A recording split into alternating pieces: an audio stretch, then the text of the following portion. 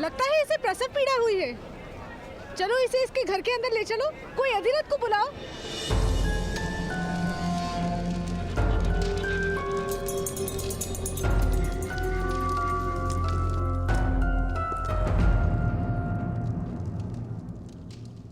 आपने इस दिव्य बालक की सुरक्षा हेतु मुझे क्यों बुलाया?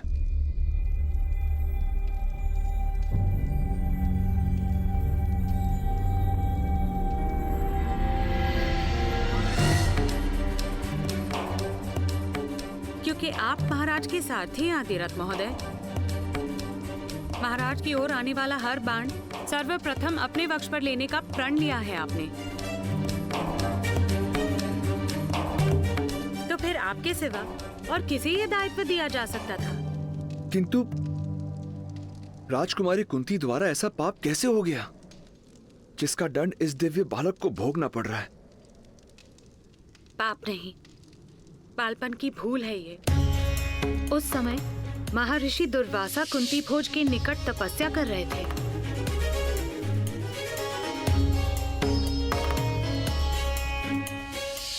महाराज के आदेश पर राजकुमारी कुंती ने महर्षि की अथक सेवा की। ऋषि दुर्वासा ने राजकुमारी कुंती को वरदान दिया था कि उनकी दी गई मंत्र शक्ति से वो किसी भी भगवान को आवाहन दे सकती है एक पुत्र प्राप्ति के लिए। राजकुमारी कुंती ने भगवान सूर्य नारायण को आवाहन दिया।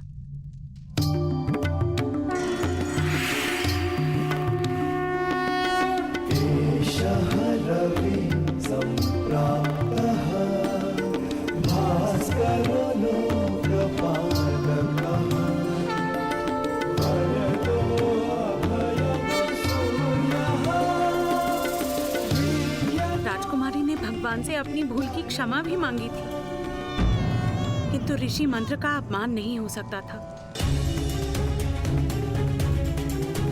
भगवान सूर्य नारायण मंत्रबद्ध थे राजकुमारी को अपना प्रसाद देने के लिए। भगवान ने राजकुमारी को आश्वासन दिया था कि वो सदैव अपने पुत्र की रक्षा करेंगे। यही कारण है कि इस बालक के पास दिव्य कवच तथा कुंडल है।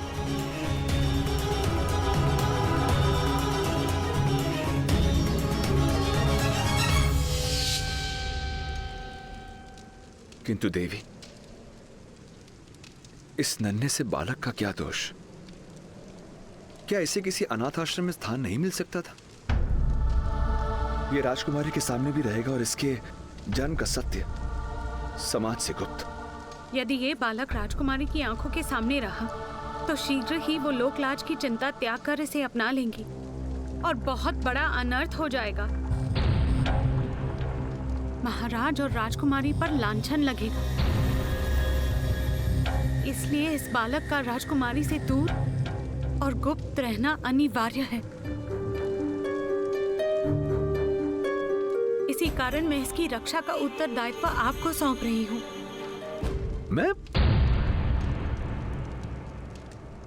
मैं किस प्रकार इस बालक की रक्षा कर पाऊंगा? अपने घर में इसे आसरा देकर, अपना पुत्र बनाकर। ये बालक दिव्य है, एक क्षत्रिय के घर में जन्मा है। मेरे जैसे नीची जाति के घर कैसे पलेगा? सुषेण महोदय, सूत के घर में ये सूत पुत्र बनकर पलेगा।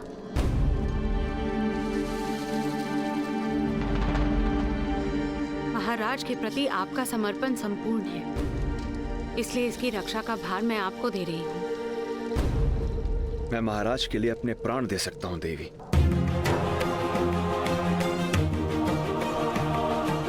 किंतु मुझे इसकी चिंता है। सत्य कभी छुपता नहीं देवी।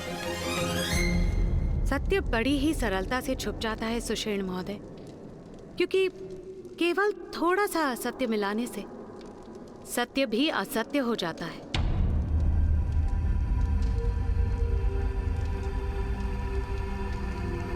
आपको इस सत्य को सदा गुप्त रखना होगा। किंतु देवी,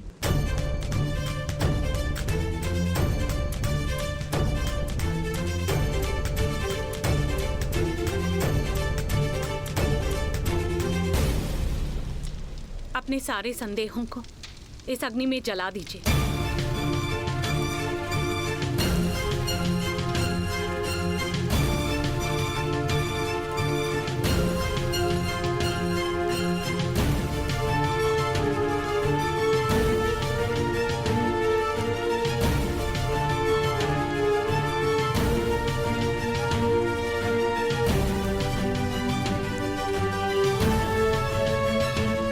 मैं प्रतिज्ञा लेता हूं, इस बालक के विषय में मैं अपने मुख से कभी किसी को कुछ नहीं कहूंगा, कुछ नहीं कहूंगा, कुछ नहीं कहूंगा, कुछ नहीं कहूंगा, कुछ नहीं।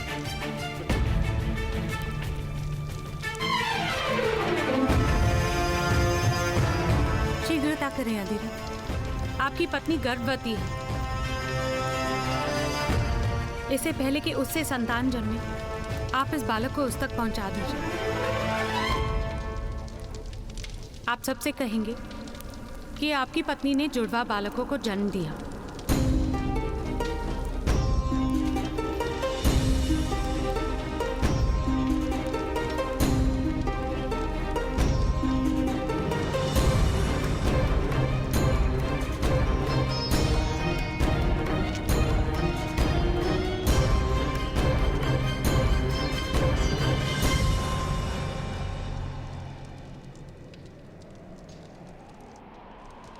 ये किस प्रकार होगा देवी? दिव्य है ये बालक, और ये समाज बलवान की दिव्यता को प्रणाम करता है, किंतु निर्बल की दिव्यता को अपराध मानकर दंड देता है।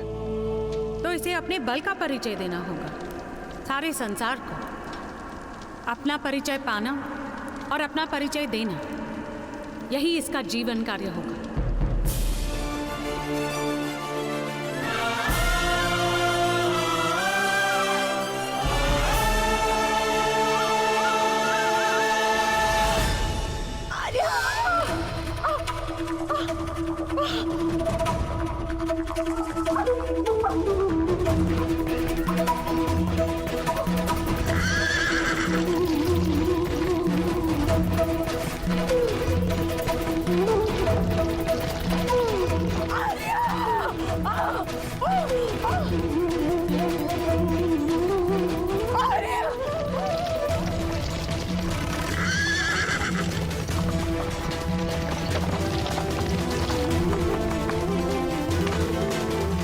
शीघ्रता कीजिए दाई माता, राधा दीदी बहुत पीड़ा में है, किसी भी समय प्रसव हो सकता है। जल्दी चलिए।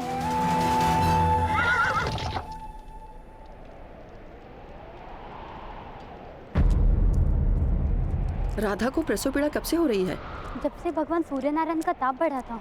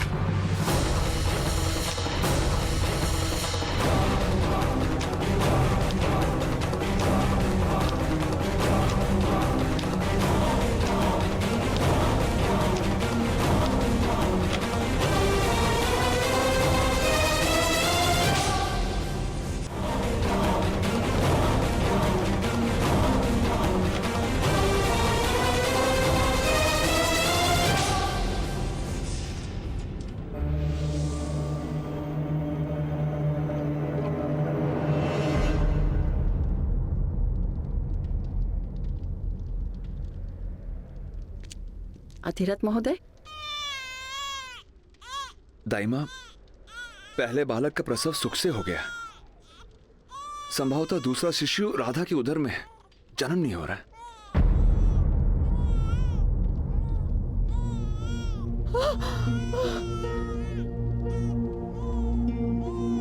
महोदय आप बाहर जाइए, लाइए मुझे इसे दीजिए। आप सभी शीघ्र चलिए।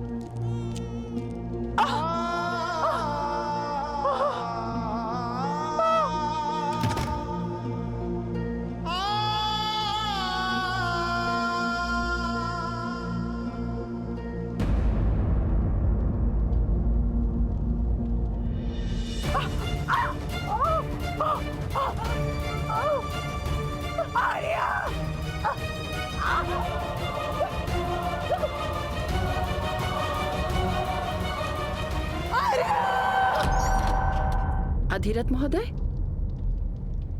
आपके दोनों बालक सुख रूप में हैं।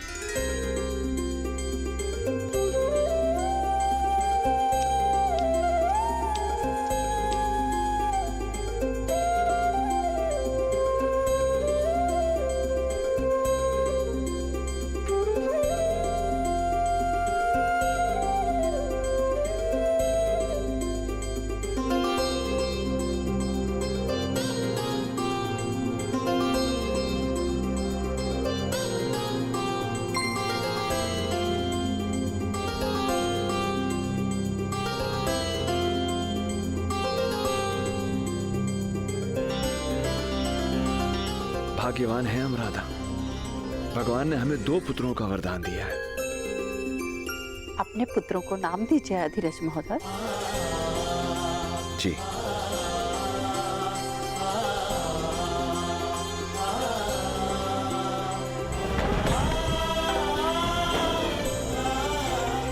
ये छोटा है, सदा अपने ज्येष्ठ भ्राता के दिखाए हुए मार्ग पर चलेगा।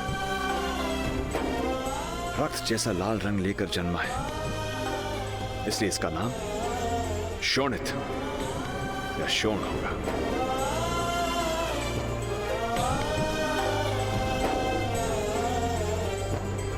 और मेरा ज्येष्ठ पुत्र, इसे क्या नाम देंगे आर्य?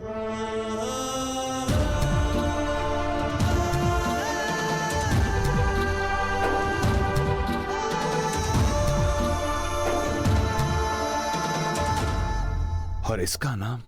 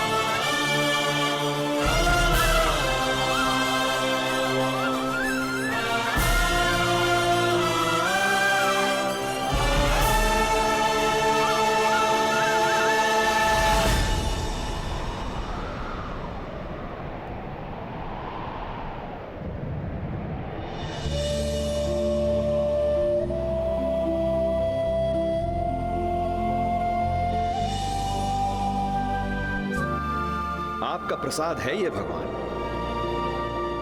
आपका अंश है। आपका प्रकाश इसका कवच होगा और आपका तेज इसका परिचय बनेगा, इसका परिचय बनेगा, इसका परिचय बनेगा, इसका परिचय बनेगा। ताप बनेगा इसका सामर्थ्य। आप ही की भांति आपका पुत्र भी प्रत्येक ग्रहण से मुक्त होगा, ग्रहण से मुक्त होगा, और समय के आकाश में सदा के लिए प्रकाशित रहेगा। जिस प्रकार चतुष्कोण के बीच कर्ण नाम की रेखा तिरछी चलती है, उसी प्रकार आपका पुत्र भी हर परंपरा को तोड़कर अपने लिए एक तिरछा मार्ग निर्मित करे, एक तिरछा मार्ग निर्मित करेगा। हे सूर्य नारायण, मैं आपकी अनुमति से आपके पुत्र को नाम देता हूं कर्ण, कर्ण, कर्ण, कर्ण। सूर्य पुत्र, सूर्य पुत्र कर्ण, सूर्य पुत्र कर्ण।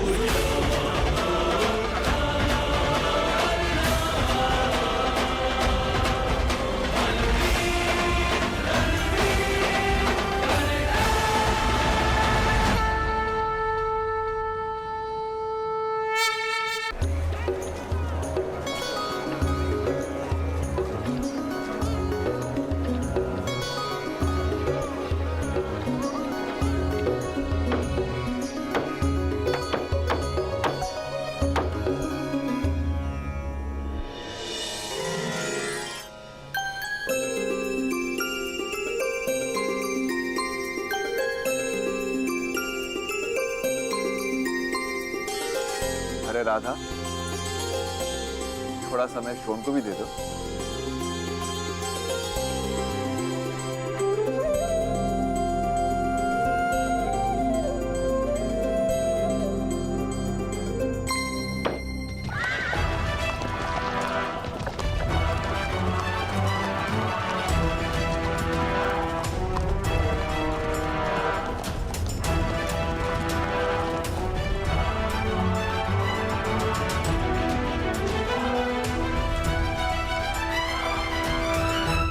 प्रणाम अधिरथ महोदय।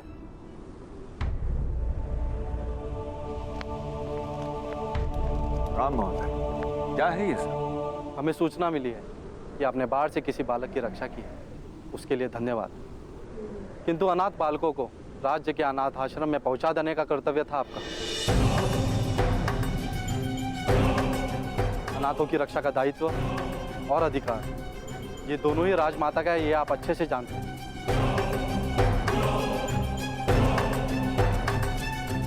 आर्य, ये क्या कह रहे हैं आर्य? किसकी बात कर रही है? कुछ नहीं राधा, इनसे कोई भूल हो रही है। मैंने बाढ़ में किसी की रक्षा नहीं की। वास्तव में मैं अपनी ही रक्षा करने से कर पाया। सुषेण, किसी अनाथ बालक को अपना कहकर अधिकार कर लेने को हत्या से भी बड़ा पाप माना गया है, और ये बात तुम अच्छी तरह से जानते हो ना? किंतु मैं ऐसा क्यों करूंगा? ये दोनों संतानें मेरी है, अनाथ नहीं है। मेरी पत्नी ने जुड़वा बच्चों को जन्म दिया है, कर्ण और शोण, और ये बात सभी जानते हैं। तो फिर मुख दिखाओ अपने दोनों पुत्रों का। अरे तुम होते कौन हो मेरे पुत्रों का मुंह देखने वाले? मेरे पुत्रों की ओर आंख उठाई ना तो अंधा कर दूंगी। शांत रहो राधा। क्यों शांत रहूं मैं? क्यों शांत रहूं मैं आर्य? 12 वर्ष निसंतान रहने के बाद ईश्वर ने मेरी मनोकामना पूरी की, तो पुत्र प्राप्त हुए मुझे। ये होते कौन है मेरे पुत्र के विषय में प्रश्न करने वाले? प्रश्न तुम्हारे पुत्र के विषय में नहीं है राधा, प्रश्न तुम्हारे पति के विषय में।